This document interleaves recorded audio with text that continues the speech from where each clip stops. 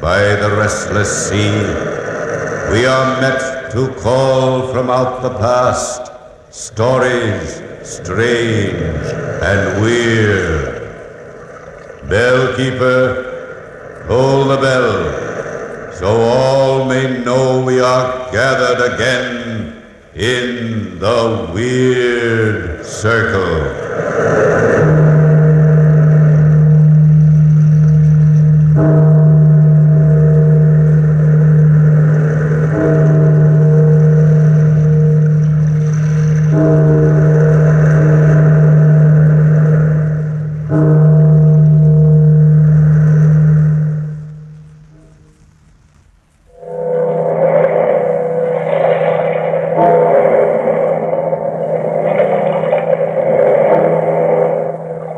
Out of the past, phantoms of a world gone by, speak again the immortal tale, Jane Eyre.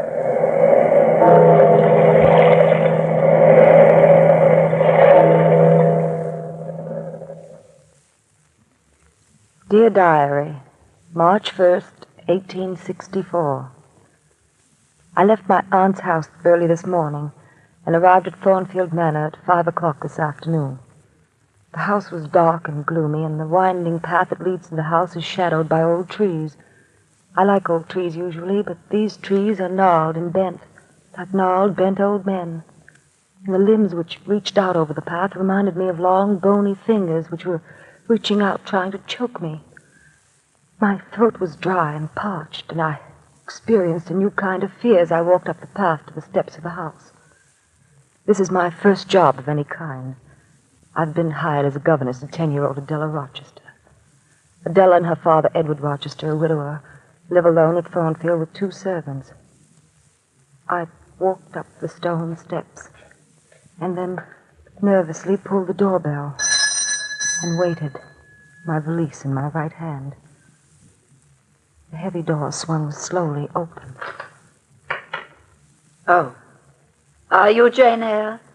Why, yes. Yes, I am. Mr. Rochester told me to expect you.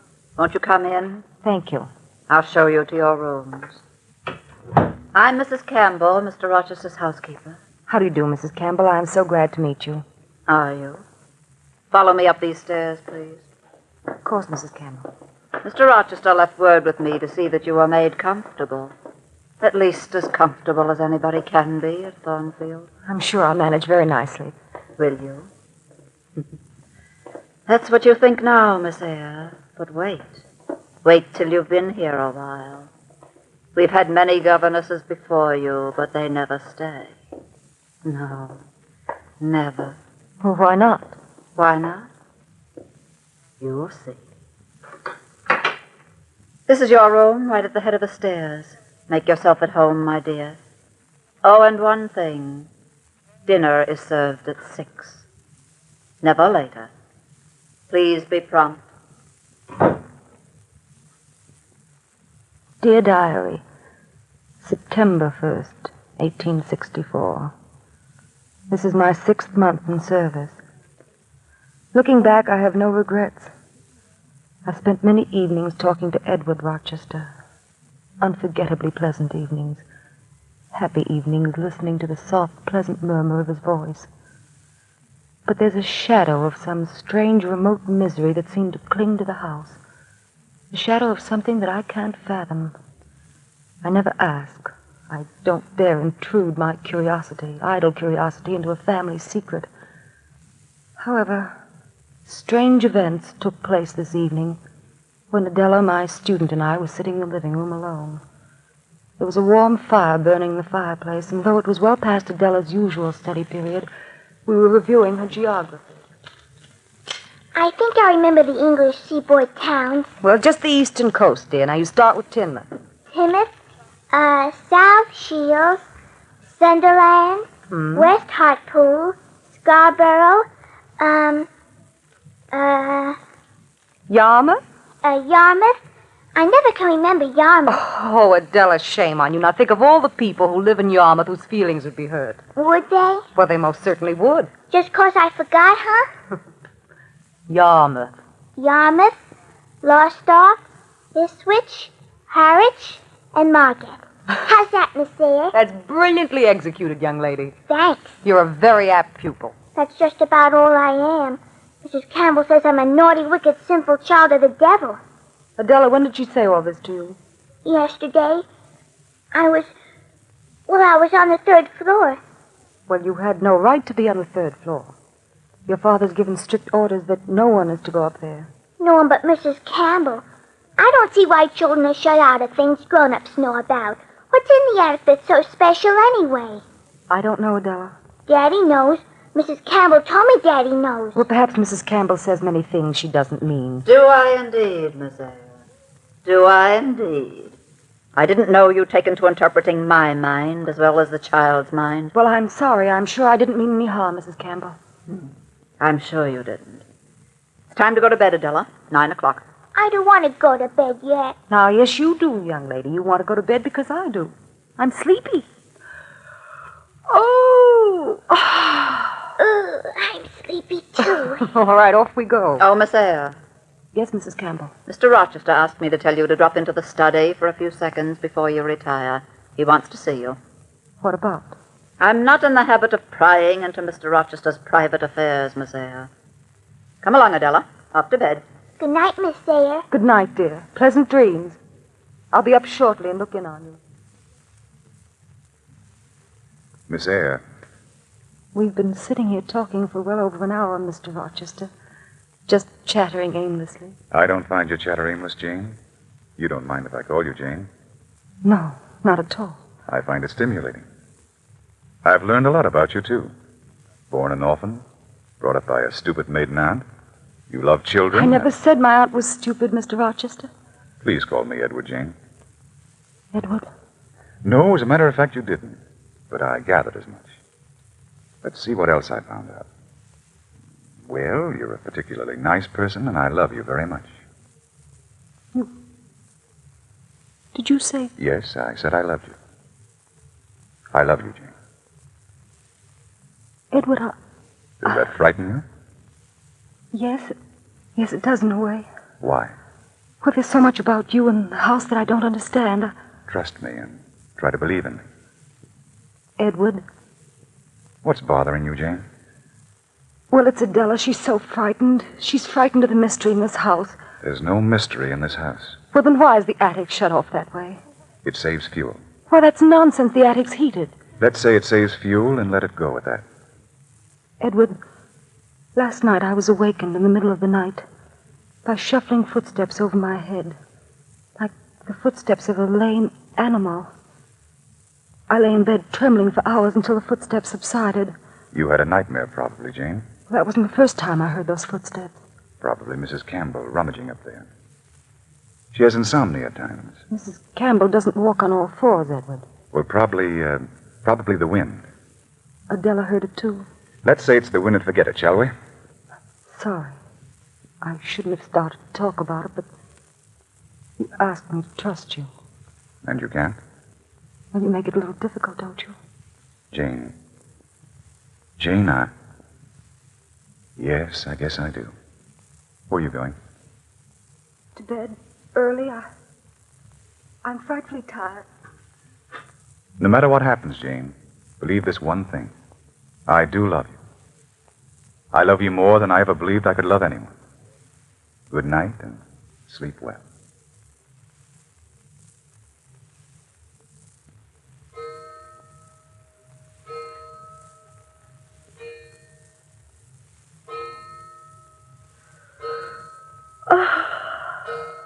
Oh, I'm so sleepy. I'm so very sleepy. Oh, I wonder if he meant what he said. Now, why would he say he loved me if he...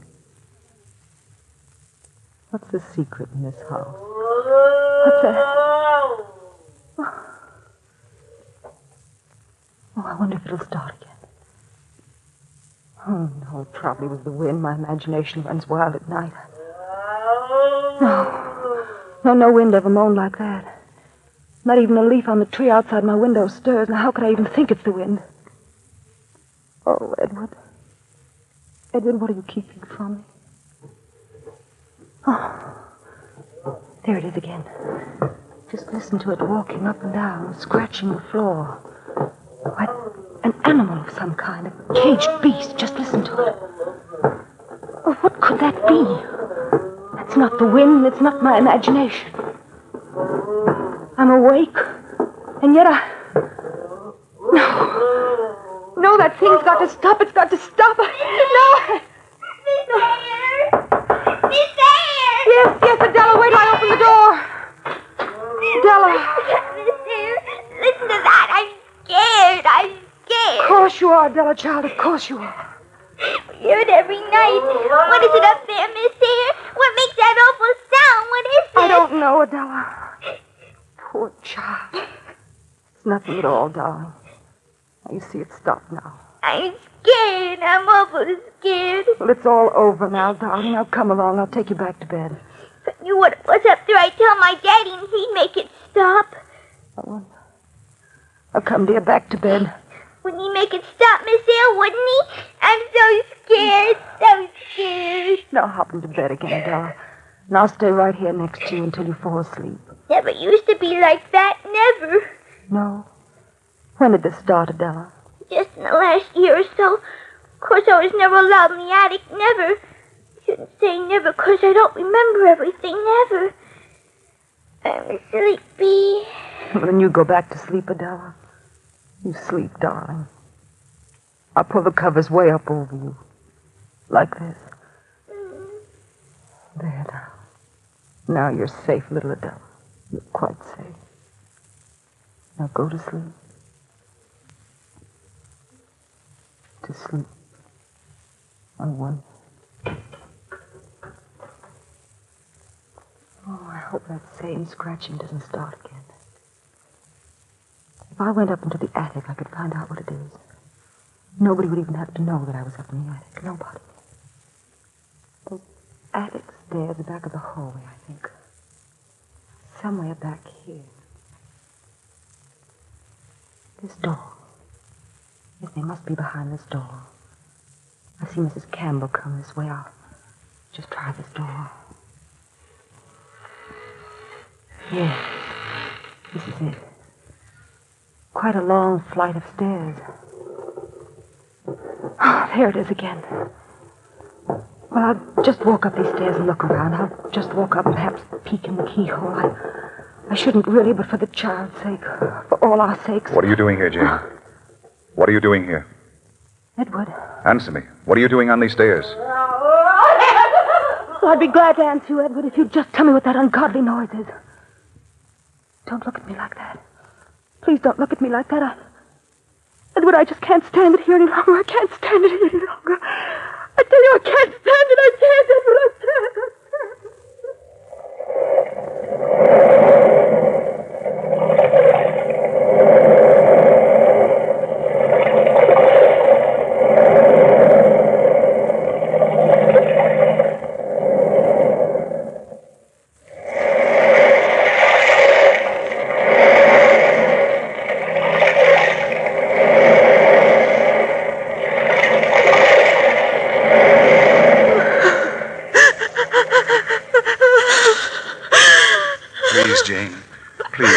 Stop sobbing.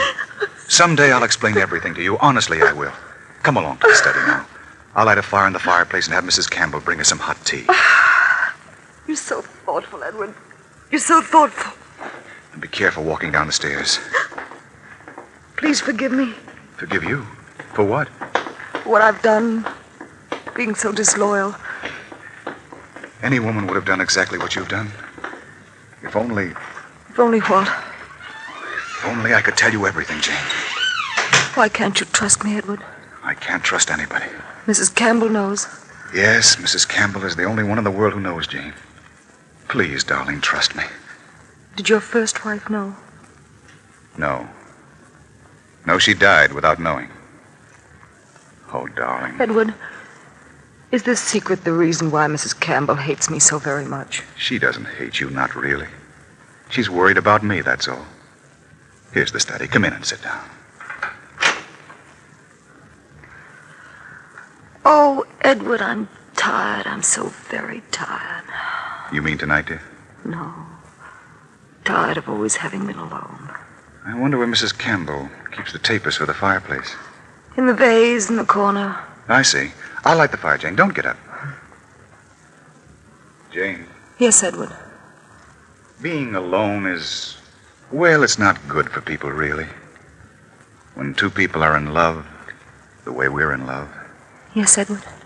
well, if the obstacles which prevent their getting married can be ignored, if they trust each other, I mean, really trust each other, Edward, what are you trying to say to me?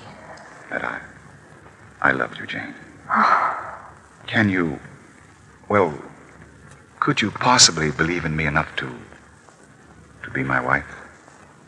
Your wife? Please, darling. But Edward, Trust me. I've been fighting loving you ever since I arrived here, and I'm tired of fighting it. Edward, I'm tired of fighting something that's stronger than I am. You will, then? Yes, Edward Rochester. I'll be your wife. You rang for me, Mr. Rochester. Yes, Mrs. Campbell, I rang for you. Would you bring me a decanter of wine and 3 glasses? 3 glasses, sir. Yes, Mrs. Campbell. I thought perhaps you'd be the first to congratulate the bride and bridegroom to be. Yes. Yes, I'd like to be the first. Congratulations, sir, and a long and happy married life.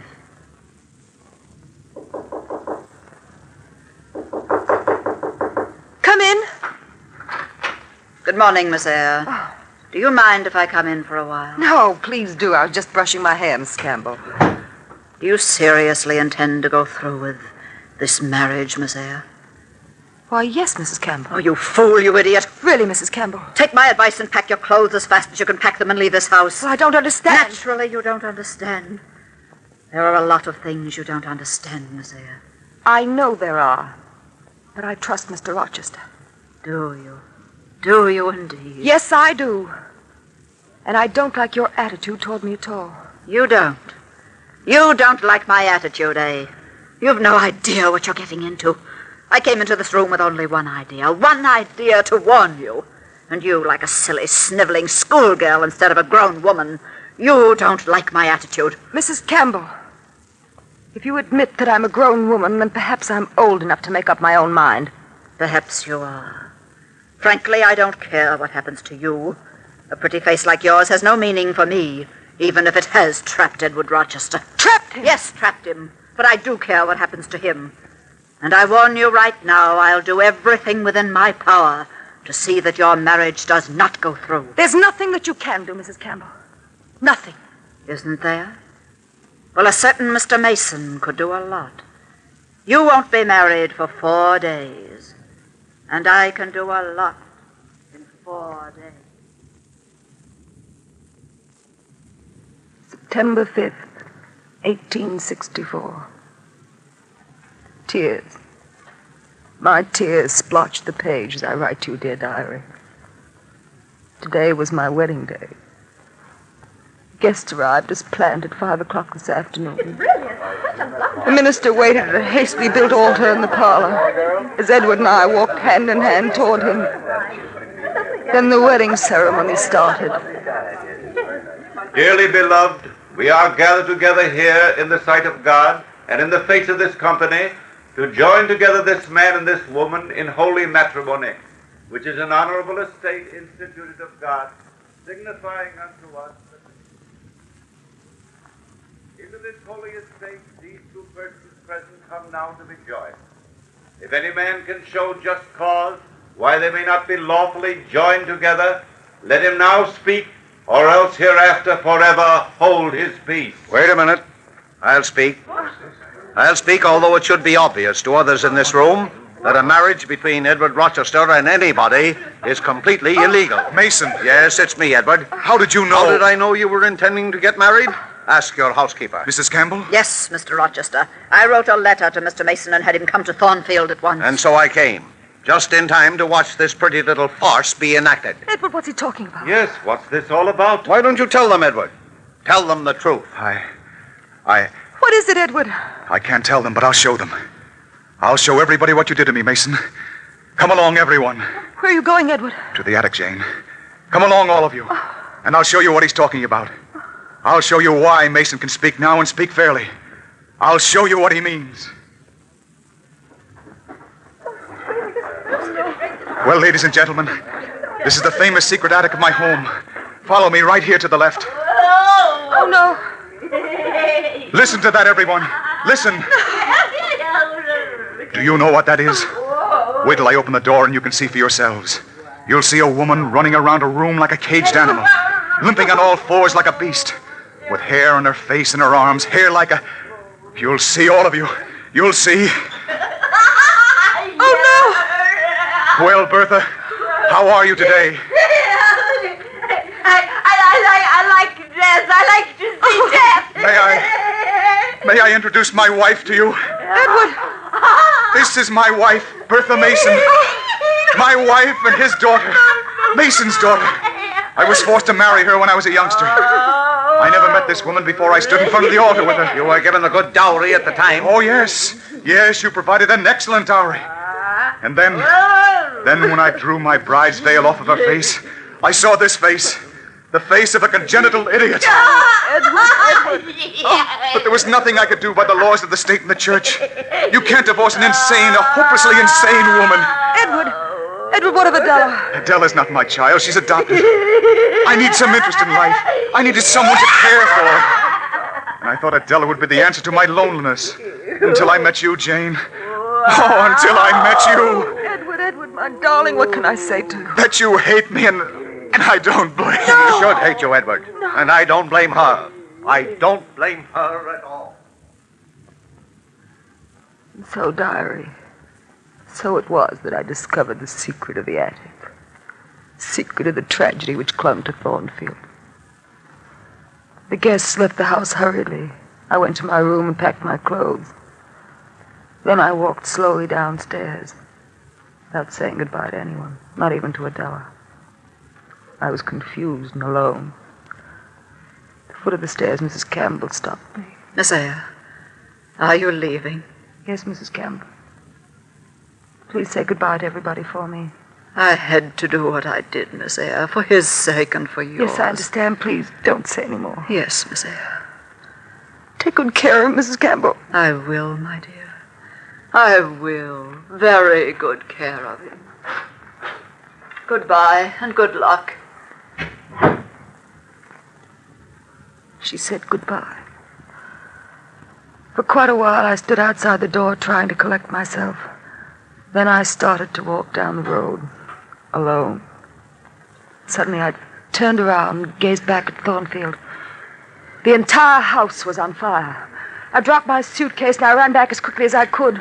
Mrs. Campbell and Adela were standing outside the house. Mrs. Campbell called out to me. Jane Eyre! Yes, Mrs. Campbell! He's trapped up there! Look on the roof! Edward, darling! Oh, Mrs. Campbell, we've got to help her. We've got to. I told him not to go up and help her. That fool of a woman set fire to the place. Bertha Mason! She's like a child with matches. She's on the roof with her. He went up to rescue her. Edward! Nobody can shut me up! I'm free! I'm free! I'm free!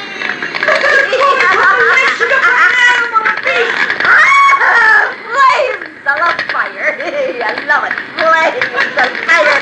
Flames are fire! Bertha, come away from the edge of the roof. I like it here! Bertha, watch out, you'll slip. Edward, darling! Fire! Look at the nice fire I made! Real nice! Real nice! Real nice! Real nice! He's going to jump into the flames! Bertha, don't jump, please. Watch out, Edward!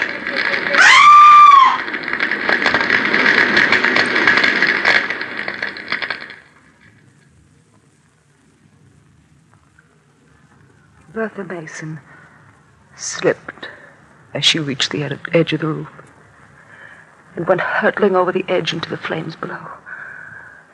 As for Edward, somehow he managed to survive the fire and slipped to safety. We took him to the hospital for immediate treatment.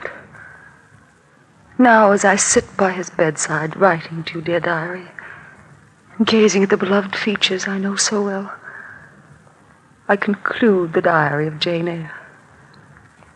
Wait I must, perhaps for many months, but wait I will, to become the wife of the man I love. September 5th, 1864.